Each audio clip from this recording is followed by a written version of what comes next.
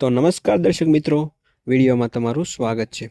તો મિત્રો, અત્યારે તમને ખ્યાલ જ હશે કે છેલ્લા થોડા દિવસોથી દિલ્હીમાં જંતર મંતર ખાતે ઝેન ઝીનું એક આંદોલન ચાલી રહ્યું હતું, જેમાં મિત્રો અત્યારે ઝેન ઝીને આ આંદોલનમાં સૌથી મોટી સફળતા મળી ગઈ છે।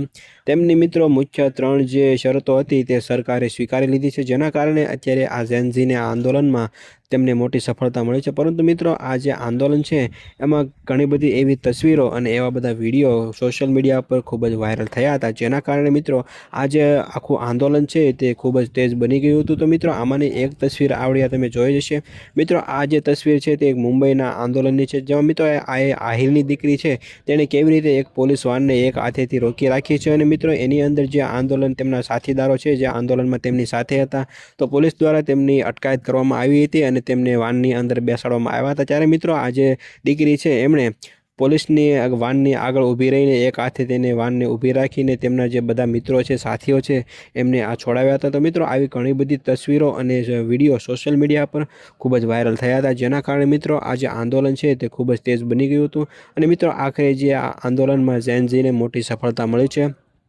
મિત્રો, આ આંદોલન એ કોકરોચ જનતા પાર્ટી દ્વારા શરૂ કરવામાં આવ્યું હતું, અને તેમાં ત્યાર પછી સોનમ વાંગચુક જોડાયા હતા, અને તેમણે લગભગ 25 દિવસ જેટલું તેમણે ભૂખ હડતાલ કરી હતી, અને ત્યાર પછી આ આંદોલન છે તે વધુ તેજ બની ગયું હતું। જો કે મિત્રો, આ જે આંદોલન છે તેમાં ઝેન ઝીની 3 મુખ્ય માંગણી હતી, કે જેમાં પહેલું હતું એ એજ્યુકેશન મિનિસ્ટર પોતાના પદ ઉપરથી રાજીનામું આપે। ત્યાર પછી જે પણ લોકોએ જે નીટનું પેપર લીક થયું છે એમાં જે લોકોએ સુસાઇડ કર્યું છે એમને 1 કરોડ રૂપિયાનું વળતર મળે, એવી બીજી માંગણી હતી।